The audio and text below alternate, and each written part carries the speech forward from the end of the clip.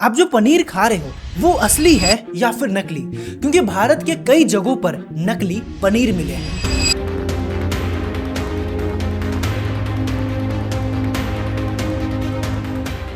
गुजरात के सूरत में 1400 kilo fake paneer मिला। पटना के रेड में 500 केजी फेक पनीर मिला। और ऐसे ही एक रेड हुई गुजरात के मेहसाना में।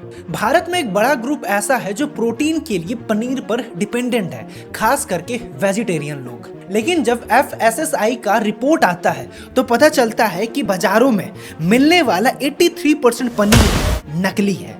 आइए आज के इस वीडियो में मैं आपको बताता हूं कि कैसे भारत में नकली पनीर बनाया जाता है और उसे बेचा जा रहा है, और कुछ केसेस में तो सरकार भी इन लोगों की मदद कर रही है। India has a paneer problem. आप जो पनीर खा रहे हैं क्या वो नकली और मिलावटी तो नहीं है? 122 paneer samples were tested in Noida and Greater Noida. 83% did not meet quality standards.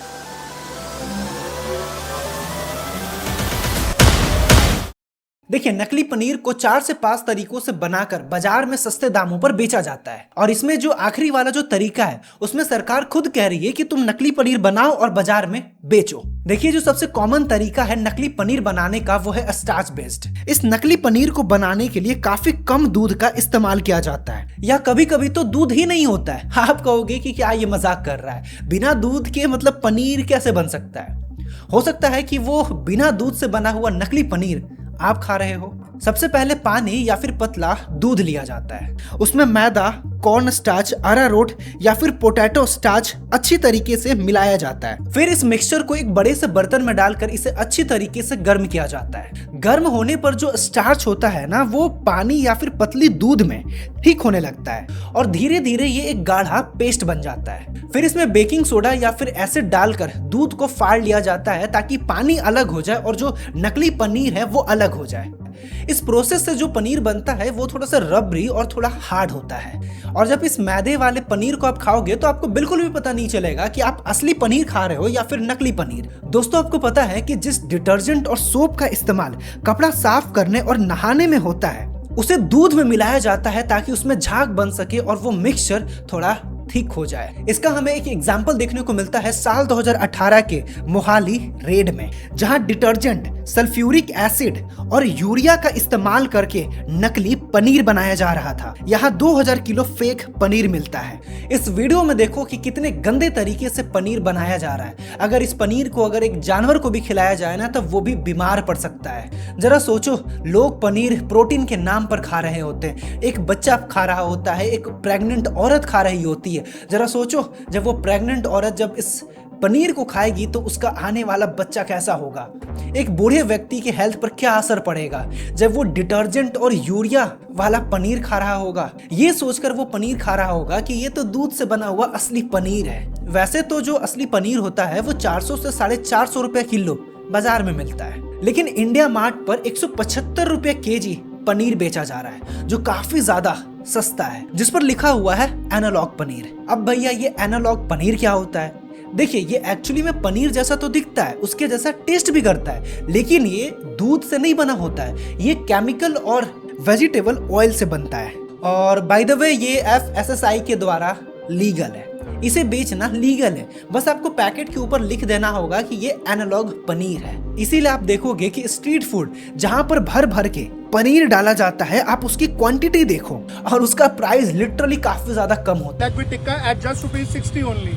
Paneer tikka आपको 50 रुपए में आसानी से मिल जाएगा। पनीर मोमोज आपको 30 रुपए प्लेट मिल जाएगा। खाने वाले को थोड़ी पता होता है कि ये एनालॉग पनीर है या फिर ये रियल पनीर है, क्योंकि जो स्ट्रीट फूड वाला होता है या फिर जो दुकानदार होता है ये थोड़ी बताता है कि ये एनालॉग पनीर है या फिर ये रियल पनीर है।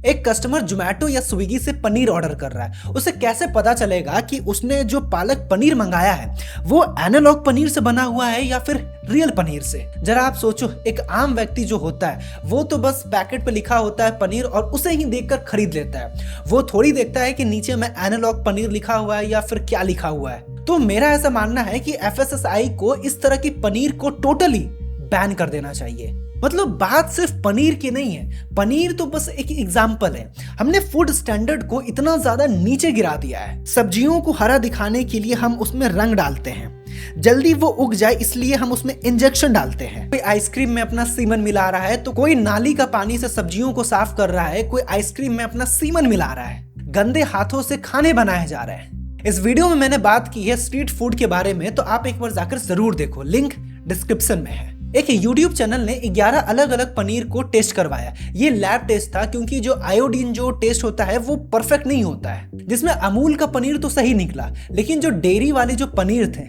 आपको क्या लगता है इसमें सोचना क्या है, वो नकली निकले।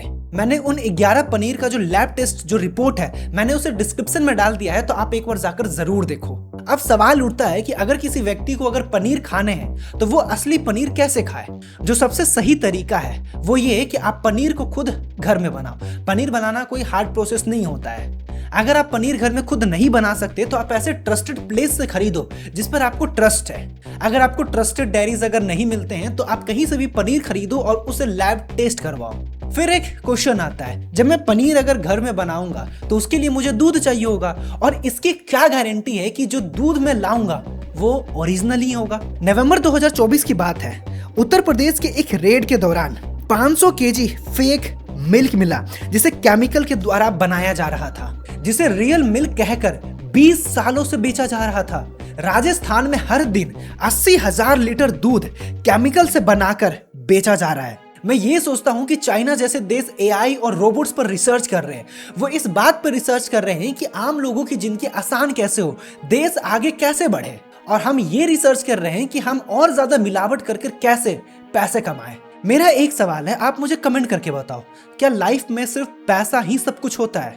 अगर वीडियो इन्फॉर्मेटिव लगी हो तो चैनल को सब्सक्राइब करिए और वीडियो को लाइक करिए। तो मिलते हैं अगले वीडियो में एक नए टॉपिक के साथ, और वीडियो देखने के लिए आपका दिल से शुक्रिया।